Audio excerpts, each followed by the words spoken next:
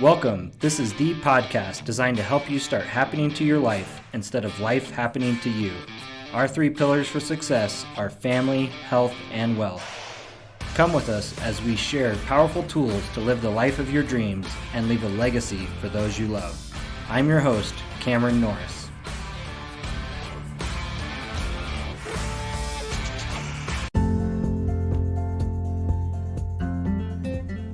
Hey guys, I wanted to take a second and tell you guys about my friends at Anchor. That's the app that you're listening to this podcast on right now. They make it super easy to get started hosting your own podcast. You download the free app and then start taking action with their awesome creation tools where you can add background music, do all your recording and editing right from your phone. Then they distribute your podcast for you. It can be heard on Spotify, Apple Podcast, and many more. It's everything you need to make a podcast in one convenient place on your phone. Download the free Anchor app or go to anchor.fm to get started. My guest today is Levi Friedly. He's currently starting his own business in professional coaching. He has spent the last 15 years growing as a leader and coach, developed under a New York Times best-selling author and coach. He is a published author and owner of Discerning Biblical Solutions Podcast, where he is bringing biblical solutions to business and life. Welcome, Levi. Great to have you on the podcast. I'm excited to hear some of your expertise as we move into this episode today. Thanks, man. I appreciate you having me on. I've been following you for a while, and so I look forward to being on here. I appreciate the invite. Yeah, great. So, we kind of touched base earlier in the week and we were just talking about these uncertain times we're in. We've got, the coronavirus pandemic going on right now. And we were just kind of talking about how in those uncertain times, it can be difficult in your job role to maintain confidence in your position and job security in the marketplace. And so you kind of reached out to me and said you had 3 great topics you wanted to talk about. And I said, hey, let's do that for our listeners and give them some resources to lead and impact their teams in a positive way. So I just want you to kind of go over your top 3 points and we'll dig into them. All right. Sounds good. Yeah. So, with everything that went down, it's still going down. This pandemic has drastically impacted so many people's lives, and even as it was coming in, the fear that came on, the somewhat of the panic. I think you can see some of that even as you're going out to the grocery stores or something like that. Restaurants. It's heartbreaking to hear how many restaurants got closed down, how many jobs have been lost, how many people have gone on unemployment. And so for me, when I'm thinking about that and thinking about the people that have been devastatingly impacted by this, I was looking at it from how can I help? And, for those that have lost their jobs, there's not much that I can do to give them their job back. But I can help them prepare now so that as soon as that green light happens and these things start to open up, and we're seeing some of that right now, that they have better skills to offer new employers. Yeah, I think that's great, Levi. It's kind of like we're going into a new world. You may have been in quarantine at home. You're headed back to the workplace, and this could really be an opportunity for you to change your habits, change your persona. And, with that being said, I think you have 3 great topics. So what would you say the first one is? Yeah, so I wanted to just jump into it with you. So for me, one of the first things that I feel like everybody needs to develop is just their organizational skills. And so really looking at the big rocks of the role or the business and really just trying to figure out what are the priorities. And if you can get organized with those priorities, whether it's three priorities, 5 priorities, if you can get organized with those, that typically sets you apart from the average Joe in that role. What do you think? I'm with you there. I follow a daily planner, and every day, actually every evening, I go through and I put what are my top three priorities for the next day.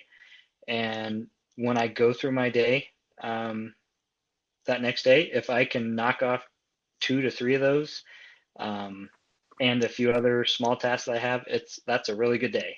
I have some days though where some fires come up and I maybe get one, but still getting one out of three, that's still pretty good because I was focused and trying to drive on, like you say, the big rocks that are going to move my team uh, in the best direction. Yeah, and I've actually seen you with your planner. I have been impressed with how long you've been able to carry that thing with you. I can tell you I've struggled with that one, so that's Yeah. good. I'm glad to see that one's working for you. You're more So, technological. I'm analog. I gotta write things down. My brain's wired weird, so it helps me connect the dots. but that's the point, right? I mean, that's working for you. You're organized, and it's a system that you can function with, right? Yep. Whereas mine, I'm using apps. I've got an app for this and an app for that, and that's how I keep organized. Nice. So You what would know, you say, for my listeners, we're always looking for new tools to help. I mentioned a planner. What would you say is an app that you use to do kind of similar to what I do for your top 3 points? Sure. So for me, I really rely on three apps. One is my calendar, and so if you're not organized on your calendar, I think one of your saying is happening to life instead of letting life happen to you. Yep. And the calendar is pivotal to that for me. If you're not scheduling your time, you're just begging for life to take over. Yeah, I've heard folks say if you don't plan your time, somebody else will. But if you can get your big rocks in, you can easily say, and you're not lying, oh, actually, I have an appointment during that time. Even if that appointment is Yep. I'm having lunch, that's okay because Yeah. you've already blocked it. So I'm with you on that. So the other two apps that I like are Evernote, and that's just my catch-all. That's all my notes. That's the business ideas. That's the next blog topic. That's the next podcast topic. And I just fill that thing with information. And so it just catches everything. So if I need to find it, I know where to go. And Nice. then the third one is Todoist. And that's just my to-do list. And it's pretty intuitive, which is helpful. So those are the three that I live by. Nice. So are those apps that come on your iPhone or Android, or are those you have to download those? So those ones you can download to any of those devices. Typically, an iPhone or whoever's making your phone. Nice. Typically, it's got some form of calendar already built in. I'd go with that one, and then the other two you can download to any of them. Nice. Well, those are some great tips for organization. I'm gonna have to check out Todoist. I'm not familiar with that one. Evernote I've used in the past, and uh, so those are great. And I think I was on your website earlier, and you have like a day planner already on there, right? Yeah, it's a daily planner. I'm a busy father of four, as you know, and often Sunday evenings, my wife and I get together, and it doesn't take long, 10, 15 minutes at most, but we print those sheets, 7 of them, and we just go through the big rocks, like you're saying. Big rocks for us are what's the meal plan. It's most important to us that our family has dinner at least 5 times a night, 5 times a week out of 7. We want to sit around the table, talk about our day, um, talk about what we're grateful for, and we do that by just planning what we're going to eat. If we know what we're going to eat, I'm a big person. I like checking the box. So if I come home and I see it's spaghetti and my wife's had a handful with the kids, I can pop it in the Instapot, set it to go, and we got a plan. However, if I come home and the kids are crazy and we don't know what's for dinner, we have about a 10-minute debate about dinner, and then we end up eating Cheerios. So, so Yeah. How does that 10-minute debate usually go? Not very well. Usually, Yeah. kids are crying, getting into the pantry. So this really helps us avoid that. So we just sit down, we go over our big rocks of what's the meal plan. She wants to know when I'm going into work, when I'm coming home from work. I work in the medical field, so it can be 24/7 at times. So I'm sometimes in early, home early, in late, out late, uh, all of the above. So she wants to know those key things. And then we try to just plan some activities. For kids, we try to give one-on-one time. So if I can say, hey, weather's supposed to be nice on Tuesday, I'd like to take Emma for a bike ride. She knows I'm getting home at 4:30 and 5:30. I'm going to come in, say hi to her, talk about the day, and then talk to the kids. And then Em and I are packing up to go for a bike ride. Just helps us, get that stuff done. Where again, I come home and there's no plan.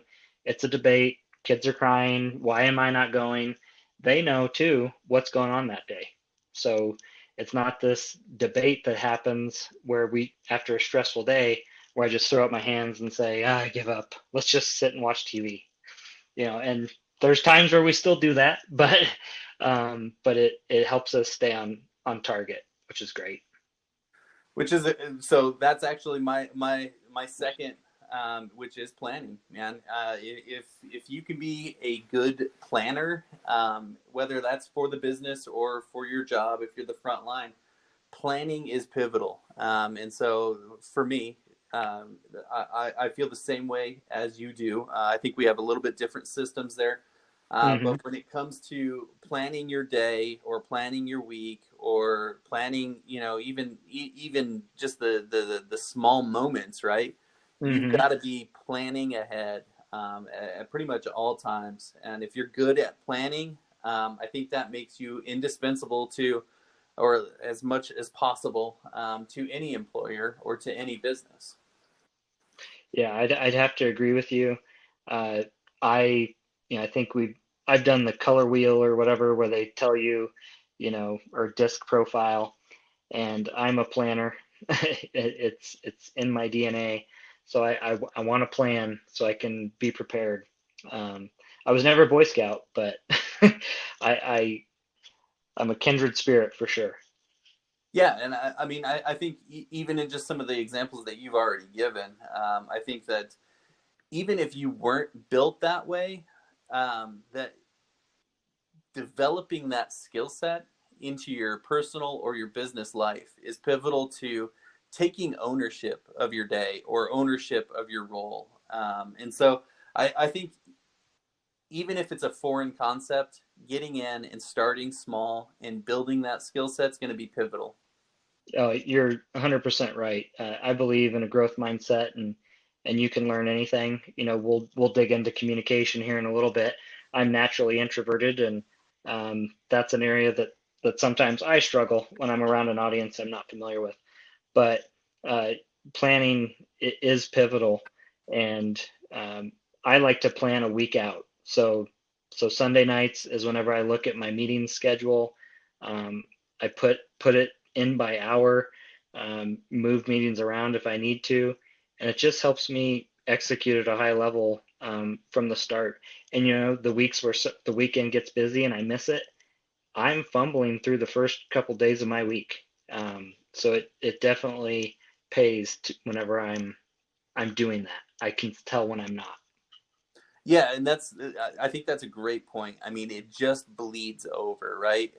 As soon as you stop planning, it spills over into now I'm late for this or I didn't do that and it just kind of messes it all up. Yeah, and that's a great point. I think Levi, something you talk about is always being early. What's your motto on that? Yeah, so that one's always fun, especially when you're interviewing somebody. But the motto for that one is if you're 3 minutes early, you're 2 minutes late. Ah, And so yep. you just always want to be early, early, early. And so that's, whether that's the department meeting at work or a new job interview, or, if you've got to pick up the kids or something like that, you want to be that guy that can always be counted on for being early. I'm with you. I struggle with that one. Lots of times I'm on time, but I need to keep working on being early for sure. I'm a guy that thinks, oh, I can squeeze 30 more seconds out, but something I definitely want to focus on here in 2020. Yeah, yeah. Plan for uh, commute time. Yeah. You can't. It's you have to be able to go from your desk to the meeting and still be early. Yep.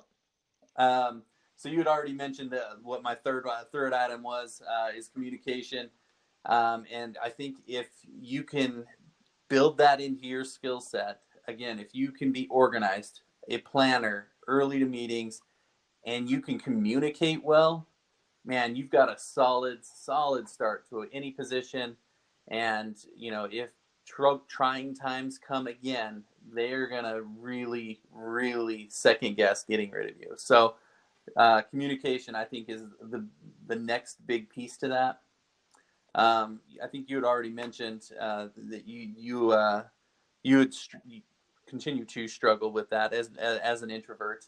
Um, Yeah. what two ways do you find are the easiest for you to communicate? Well, I have to prepare. I need to know my audience. So I like to get to know people one-on-one. And I think whenever I can know people one-on-one, I can start to get a broader feel for the audience, like on a specific team. And then I'm able to formulate a message that's going to connect. It's important to know your audience and how they're going to see it and react to it, and prepare them. So I think I like to work on building the relationships one on one, to where if I'm in a leadership position, when I'm speaking in front of 10 to 15 of them, um, I can have a message that connects so that they hear it. Because sometimes you can say one thing to 10 people and it's interpreted 10 different ways. Um, so that's something you got to know is how your folks will take that message, and process it and act on it. Yeah, so I think you're right. I mean, knowing your audience is critical to any communication, whether it's a mass email to the group or if it's a presentation to the board of directors. You have to know who you're talking to, and ideally in as much detail as possible. Because if you can communicate well using a story that connects, I think it changes it from an informative piece to an impactful piece. And so definitely knowing who you're going to communicate with, but also I think at least communicating your message in that moment in a few different ways, but also communicating it in at least two different ways. So Yeah. in the moment, you're going to say it maybe in a story, and then you're going to say it with some maybe some supporting facts, right? But also you want to say it, so speak it, but maybe have some wording behind you as well. And so it's kind of two forms of communication and two different types. I get you. Well, that's great. I think of, um, communication I've had with you. We worked together at the same organization for a while, and we're both familiar with what we call a connect to purpose. And that's where, in the healthcare field and the organization we were in, we'd have to start our day. One leader would talk about an important message from their team or their heart.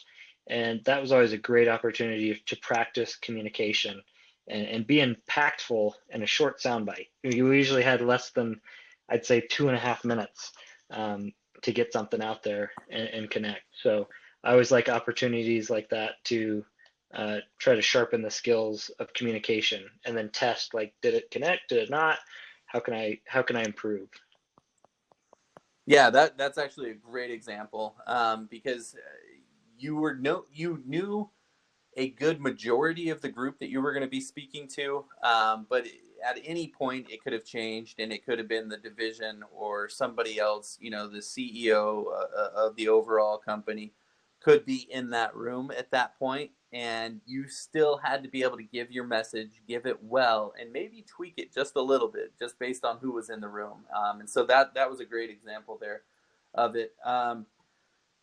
Now, I think you and I probably have more than a few errors on communication, planning, or organization. Just a few. Yeah. um, it, it's more difficult to think of the ones that went well. But man, even just being in the moment, thinking about those ones that didn't go well, can still bring up, just that little difficulty breathing because of how poorly it went. Mm-hmm. So I would say that organization and planning in your communication can help Yeah. tremendously. Yeah, I'm with you there. I can think one of my biggest failures was I felt organized, I felt planned, but when I came to communicate, I didn't have a key player involved in the interview panel. So it involved in me going to that person directly, apologizing and communicating that I made a mistake, and I hope they could forgive me, and it was an honest mistake. So sometimes the best organization and planning, you're going to drop the ball, and sometimes you just got to own up to it. Yep. So one of mine was I sent an email out to a group, and it was a little bit lighthearted, not realizing that email was going to get escalated up. And so, again, who are you speaking to? Yeah, You got to make sure you know the audience. So, yeah.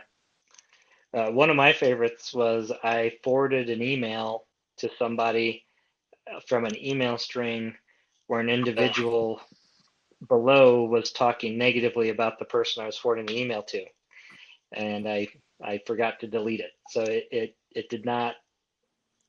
It was, yeah, yeah, it was not absolutely, good. man. Yep. So, but I think maybe silver lining there. It's maybe don't be as casual uh, with your words. I'm not perfect in this, but I always like to try my best to never complain, so I never have to explain.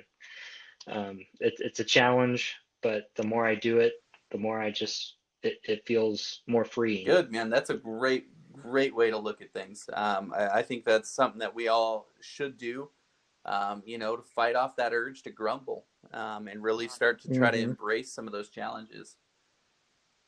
Yeah, I mean, because we're talking here about, being kind of recession proof, being that linchpin on your team. And I can tell you a lot of folks on my team that want to grumble and look for the fault in others constantly. They're it's hard to keep that, whenever I have the person that's got a positive attitude, has gratitude for the team, the job. Um, I want to clone them Right. because they just make it such a great feeling to be around. Yeah, and again, those are the people that you're usually trying to build your team. You want, like you said, you want to duplicate them, right? And so Hmm. you're gonna find people with similar attributes, and or train your current team to be more like them. Yeah, I think we could definitely do a whole nother podcast on that kind of development for sure. Yeah. So speaking of some development, what would you say are your action items? Like if you were laid off during this pandemic, you got furloughed or you had just some extra free time because your hours got cut. What skills or what tools would you try to put into action so that out of the gate you're going to be the first one hired for the most money and you're going to have three different offers? Like, what tools are you going to put to use here? I think number one, it's the planner. I mean, the quarterly planner where you got your goals in the front, you've got your plan of action for 3 months, what you're working on in all areas of your life. At Family Health and Wealth, we talk about the wheel of life and the 7 different spokes that are in it. Your career, your family, your health, your wealth, your adventure, your social. They're all important, and you need to have goals around all of them. And when you have those goals, you you start to develop a driven mindset, and people want to be a part of that and around that. And when you can take a planner into an interview and they see that you have an organized detail of your day, what you're doing, you have questions laid out for them, and then you're taking notes as they're talking about their organization or what they're looking for. That sends a message that you're on top of stuff. Yeah, honestly, every time I've gone to interview or I've been interviewing somebody, if they are prepared, it sets them apart. And so I think that's a great reminder to come to those, plan ahead, be organized, and get ready to communicate well. But I think you mentioned one of the better tools there is that weekly planner that you use. And so I highly recommend, if you guys haven't been to Cameron's website, head over there, familyhealthandwealth.com. Sorry, I should probably give a little bit more detail. family-health-wealth.com. And check out that planner, download it, and put it to use, because these are the foundational steps to getting to that place where where companies can't do without you. And so definitely go check that out. For me, I think I just recommend really looking at your own skill set, starting there, and really starting to develop. If you're a great chef, good, get organized, get to planning it, and get ready to communicate well about it, right? And so if you can cook and you are organized, you have a great plan, and you communicate well, that makes an easy hire. If you are a great whatever it is, these three skill sets developed well can make it easy to find a job. So I just recommend really starting with your skill set and then figuring out how to build these. And so when I talk about building organization, it really is situational about what industry you're in. And so figuring out those big 3 rocks, right? 3 to 5 rocks about what matters in that industry.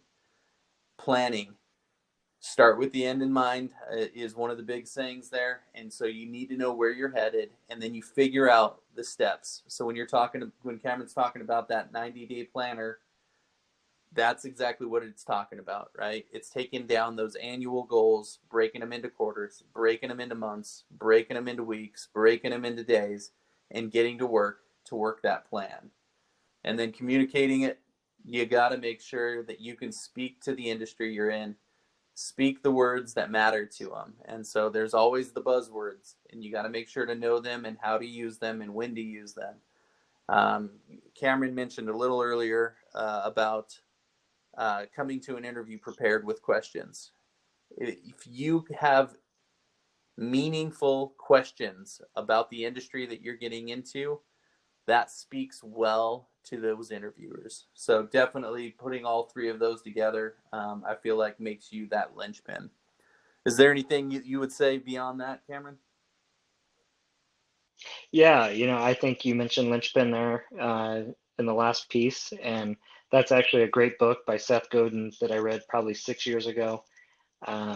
And it was a great book that sparked really my thought process and how do I become a critical linchpin in the team that I'm on and make myself more desirable to other opportunities. And so if you have a chance, I downloaded it on Audible. It's just a great read with a lot of tactics around, self-education. I think Seth Godin goes into quite a bit that folks think, college is always the way you got to go, and that's not necessarily it. We need some free thinkers out there that are able to take a lot of different data points, mix them together, and come out with a solution and drive it home. And you don't teach that by memorizing statistics and different things. And I'm all for education, don't get me wrong, but there's something to self-education. So definitely in the workforce, if you can grab a good business book, get some thoughts and ideas down, and speak knowledgeably about them in an interview process and how you've applied them, the key is application. So definitely check one of those out. I highly recommend Linchpin for your I appreciate listeners. that. Yeah, it's not a book that I've read yet, but obviously, just in talking to you, I'm definitely intrigued about it. So thank you for that. I did, right before we wrap up here, I did want to just drop in a Bible verse here for us, something that just I think really ties this together, and that's coming out of Proverbs 12:24. The hand of the diligent will rule, while the slothful will be put to forced labor. And so really just taking into everything that we've talked about tonight, and really just being diligent with the life that we're given. Every day, we're trying to make the minutes matter, the hours matter. And so, I think you had mentioned earlier, just it's so easy to watch TV, and yet if we put a little bit more effort into these skill sets, we could drive our career a little further. We could get a little bit more value out of it. And so I think, the three topics that we've talked about, the tools that you've mentioned, I think this is a great start for anybody looking to change where they're at and gain more ground a little bit quicker. All right, Levi, I really appreciate the conversation we've just had here, and your heart for helping men discern biblical wisdom as they grow personally and in their roles. You hit on some big topics here that really help folks get a step ahead in becoming recession-proof and becoming a linchpin within their organization, whether they're a member of the team just starting out or they're leading a team of 50 or 60. So organization, planning, communication, those are critical. We take those seriously here at Family Health and Wealth. And guys, I hope you learned a lot from Levi's discerned wisdom here. So Levi, it's been a pleasure. Thank you for what you're doing for folks out there, and keep doing what you're doing. Thanks for having me on. I appreciate this, Cameron.